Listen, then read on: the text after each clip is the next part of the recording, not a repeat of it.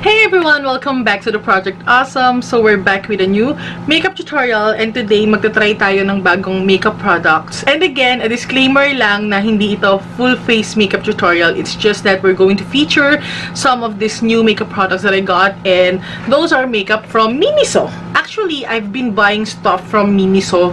Naiipon lang sila, pero I'm going to do a separate haul video featuring those products that I got from Miniso. Doon muna tayo sa mga makeup products na binili ko sa Miniso. So, nakalagay sila dito. Again, hindi ito full face. So, hindi ito complete. Ngayon ko na yung lashes. I bought 2 lashes.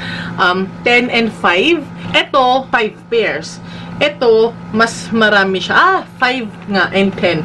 So, 5 yung laman. Ito, 10 yung laman nito. 199, parang ganun. 150, 199, parang ganun. Nag-range yung price nitong lashes na to.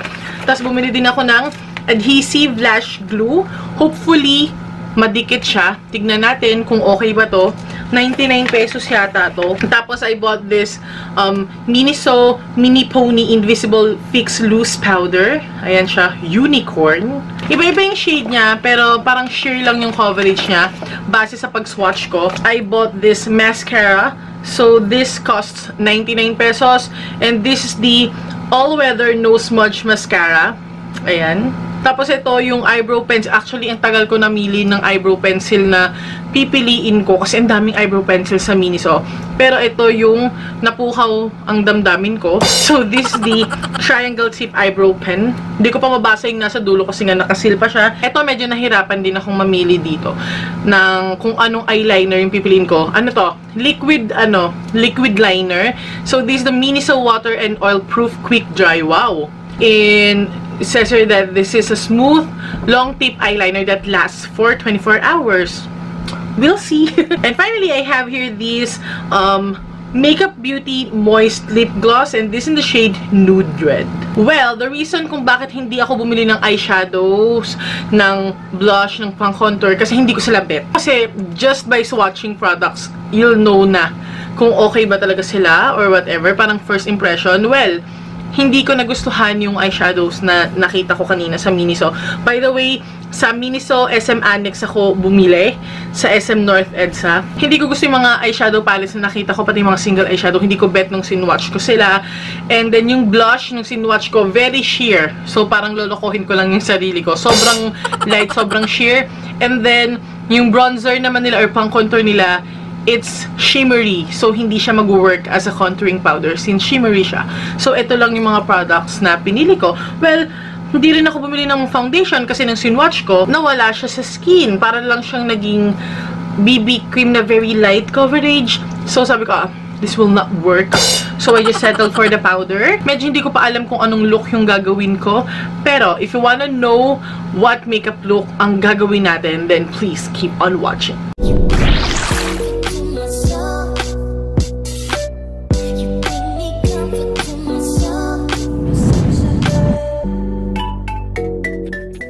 Okay, we're going to start by applying this primer from NYX. This is the NYX Shine Killer. Apply this on my T-zone. Kung nakikita nyo itong parang may pasa ako sa ilong, pinisil ko yung ilong ko. And then, for the foundation, I'm going to use this Maybelline Fit Me Matte Plus Poreless Foundation. And I'm in the shade 128. And then, I'm just going to use this Celine Buffing Brush. Napansin ko na dry, nagbabalat yung dito ko. Baka dahil nagpa-facial kasi ako nung nakaraan sa phone. Nagbabalat siya. Oh my god, ngayon ko lang siya napansin. Anyway, tuloy pa rin ang laban. Next, I'm going to conceal using this Kryolan Super Color Refill in the shade, ano kasi to? EL0 something. Basta ganun.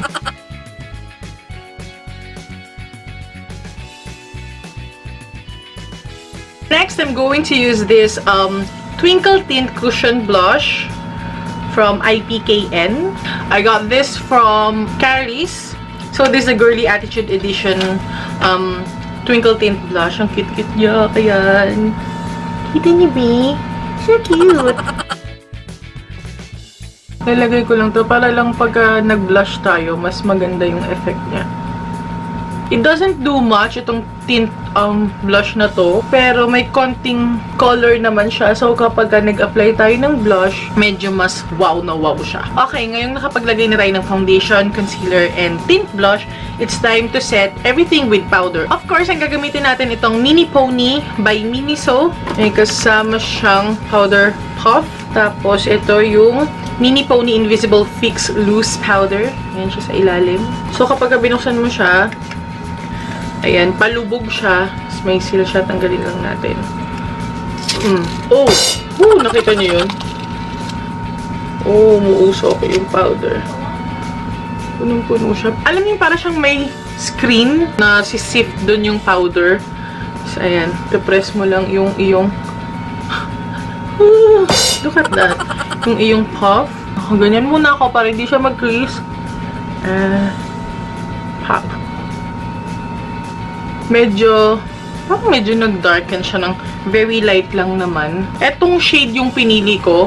Etong 03 Warm Nude kasi yung ivory sobrang puti. Yung namang pangalawa na shade which is nude, may shimmery particles. So, ayoko nun. Ito yung pinili ko. Kasi nung sinwatch ko naman siya, parang okay naman siya sa skin ko. Parang nanu-neutralize niya. Yung skin tone ko, nanu-neutralize niya. So far, so good. Medyo nahihirapan lang ako na ginaganon siya. Pag tinaktak mo, wala masyado.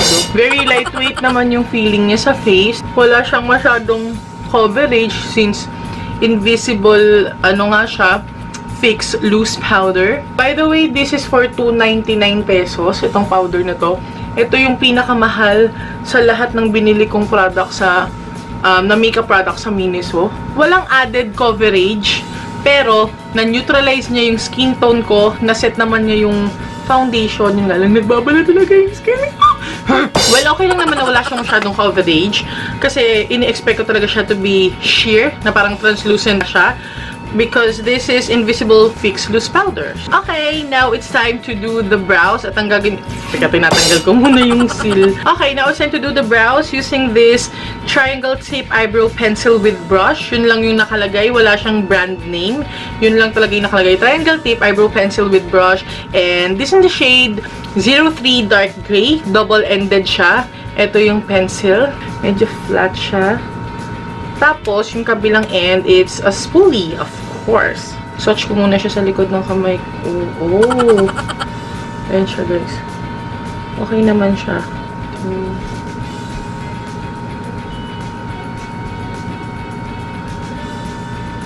In fairness, makulay siya. Tignan nyo. Gusto ko yung texture niya. Hindi siya waxy. Hindi siya creamy. Pero maganda yung, wow pigmented yung brow pencil na to Tingnan nyo, na-feel niya agad yung brows ko. Tapos pagka binrush mo siya ng spoolie, hindi naman siya nabubura ng bongga. So, okay. So far, so good. Lilinisin ko lang muna. Okay, so okay na okay sa akin tong eyebrow pencil ng Miniso. Ngayon na lang ulit ako nakagamit at nakahanap ng ganitong texture ng eyebrow pencil. Ang tagal kong naghanap ng ganitong texture. Alam mo, hindi ko siya ma-explain eh. You have to feel it for yourself and see it for yourself. Na parang, alam mo yun, ang airy. Very lightweight siya sa kilay. Parang walang makapal na nakalagay sa kilay mo. Pero, maganda yung color payoff niya. Tapos, hindi siya waxy. Parang hindi siya pantay. As I was saying, ayun nga. Ang ganda ng...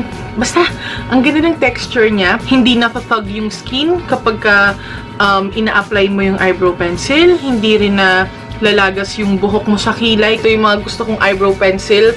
Ang ganda.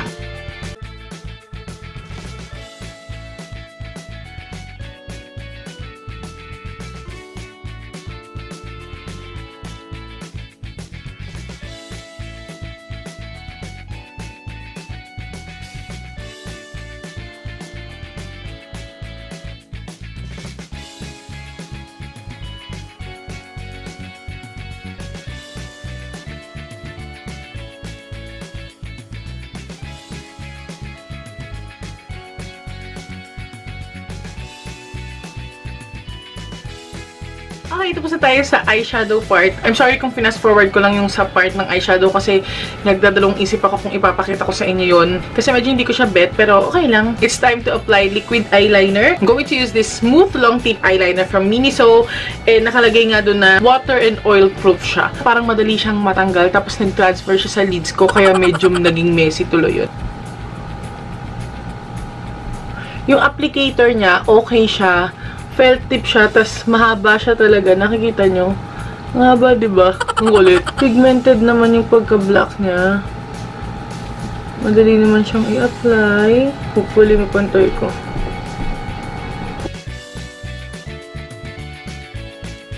I like the applicator. Formula is nice. Hindi ko alam kung magtatagal siya. Yun nga lang, nag-transfer siya kanina.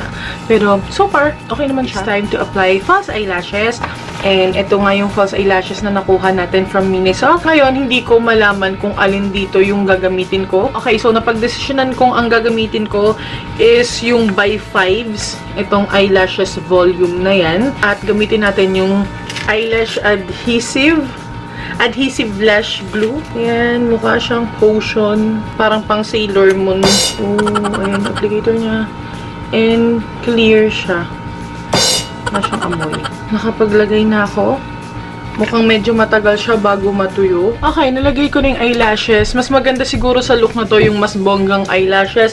Pero since ito lang yung lashes na meron ako at parehong medyo simple lang sila, so, I settled for this one. Mas gusto ko kasi yung pagka-full nung lashes na yan. Anyway, about the eyelash glue, okay naman siya. Kumapit naman siya agad. And naging tacky agad siya. So, that's nice. Very thin lang ng consistency niya. Sana hindi siya yung madaling matanggal. Kasi kung okay to, mas maganda siyang pang araw-araw. Kasi yung mga thick, sobrang seamless nung lash glue na to. Hindi siya masyadong halata. Next, I'm going to contour my face using this Benefit Chikathon. I'm going to use the Hoola bronzer. Yung nasa loob. Ayan. Hit pan na ako.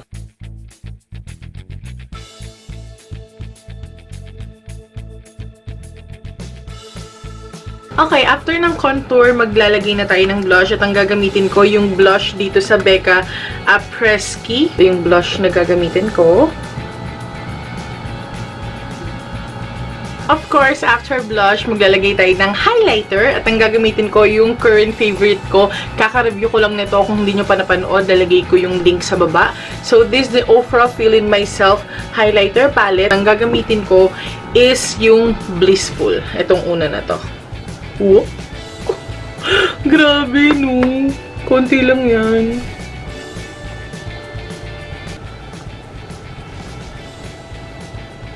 Alright, now all that's left to do is apply the lip color. At ang gagamitin ko, itong Makeup Beauty Moist Lip Gloss. This in the shade Nude Red. And pag binuksan mo siya, simple doe foot applicator. Ano yan? Walang kulay. Parang tint lang. Parang lang siyang lip tint. Guys. Lip tint. Ano ito? Anyari? Mas makulay pa ibang lip tint ko dito eh. Wala siyang... Oh my God, wala siyang ka-coverage. Alam mo yun, hindi man lang niya nga na-cover masyado yung foundation sa lips ko. Hala siya. Lip tint lang to eh. I'm just going to take a photo of this look. And then I'm going to change my lip color. I'm going to use a real lipstick para makumpleto yung look ko. Pero for the sake of this, video and this Miniso look, pipicturean ko muna to.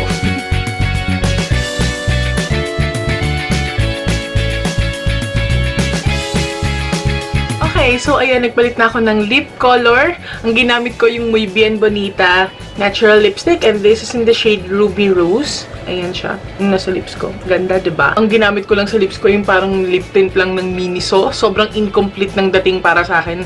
Kaya pinalitan ko. Pero in fairness, guys, matagal siya. O, diba? Andyan pa rin yung color niya. Yung sinwatch ko kanina. Maganda siyang lip tint, pero hindi siya liquid lipstick. nadaya nyo ako dun. Nakakainis kasi nakalagay moist lip gloss. Unang-una sa lahat, hindi siya lip gloss. Hindi siya glossy. Hindi rin siya moist. Kasi para lang siyang lip tint. Ang mali ko lang talaga guys, hindi ko siya sinwatch. Alam nyo, may nakalimutan nga akong gamitin eh. Hindi ko nalagay itong mascara. So, this is what the mascara looks like. May naiwan pang plastic. Ayan yung all-weather no smudge mascara. All-weather. Wow. Anong itsura ng wand niya sa loob? Nothing special. May chemical. Hindi natin sa baba. Hindi siya nakalengthen, hindi rin siya nakadagdag ng volume sa lashes. Though wala naman siyang kiniklaim na volumizing siya or lengthening siya, nakalagay lang all-weather, all-weather no smudge mascara. Maganda lang tong mascara na to na pang araw-araw. Pero hindi siya yung tipong pang malakasang mascara. Alright, so ito na yung look na nagawa natin using some Miniso makeup products. Unahin natin yung powder. So this is again the Mini Pony Invisible Fix Loose Powder. Okay siya para sa akin. Wala siyang masyadong coverage pero maganda siyang pang set ng foundation. Hindi naman siya yung tipong oh my god, I'm so in love with it, pero okay siya sa akin. Okay, next is the eyebrow pencil, and this is probably my most favorite Miniso makeup product na nabili ko. Kasi, gaya ng sinabi ko sa inyo kanina, ang ganda ng texture niya. I love this eyebrow pencil. 2 thumbs up. Sorry. 2 thumbs up para sa eyebrow pencil na to. Kung i-recommend ko ba siya, yes, try nyo and see it for yourself. Hindi ko lang alam kung meron pang ibang shades. Pero ito lang yung pinili ko, dark gray, since mas mahaba na yung, humahaba na yung black roots ko. So, okay lang yung shade na yan para sa hair ko. Next is the liquid eyeliner. Okay naman siya. Sakto lang. Comparable naman siya dun sa mga nagagamit kong liquid eyeliner. I'm just hoping na talagang smudge proof siya. Nakalagay dun water and oil proof. Pero tingnan natin siya ngayon. Medyo nag-fade. Medyo nag-fade na siya sa ibang part. It's okay, but it's not the best. Next, yung pinaka-nakakalokang product na nakuha ko sa Miniso. So, this the Makeup Beauty Moist Lip Gloss. Nawaw, mali ako nito eh. I thought the shade is really nice and it would look perfect sa makeup look na nagawa ko. Sorry. It would look perfect sa makeup look na nagawa ko. Kaso, lip tint pala siya. It's nice for a lip tint. Ang ganda ng shade niya. I really love it. Gagamitin ko na to palagi kasi ang ganda ng shade niya. Maganda rin yung kapit niya sa lips and ayun no, tumatagal siya. Pero no, it's not for the pang malakasang look kasi nga lip tint lang siya. And then, finally, itong sa mga pangpilik mata. Unahin ko muna yung lash glue. Okay naman siya, gaya ng sinabi ko sa inyo. Madali naman siyang maging tacky. Kumakapit naman siya ng maayos sa mata. Pero of course, hindi ko pa siya natatry yung kapag naiyak ka, naluha ka, or mapawisan ka sa isang buong araw. Kung okay ba siya. Pero so far, so good. For the lashes, I really love it. Kasi clear and thin yung lash band. Tapos, very natural looking siya sa eyes. Yun nga lang, sa makeup look na nagawa ko ngayon, hindi siya match. Kasi kailangan yung lashes ko dito pang malakasan. Since yung lashes na napili ko is parang pang naturalan lang, so medyo incomplete yung tingin ko sa mata ko. Pero kung, you know, for mga pang araw-araw, kung lagi kayong nagla-lashes, kung natural looks yung ina-achieve nyo, okay tong lashes na to. I really love it. The quality and how it looks. Okay naman siya. Okay, so that's it for this video. Kung meron pa kayong ibang products na gusto nyong itry ko sa Miniso, please let me know. Mag-comment kayo sa baba. Please don't forget to subscribe kung hindi pa kayo nakasubscribe para ma-notify kayo sa mga future videos natin. Marami pa akong pinaplanong mga videos para sa inyo guys. Soon, beauty videos, haul, vlogs, and all. Thank you so much for watching this video and I hope to see you in the next one, you guys. Stay awesome and accomplish your mission. Bye!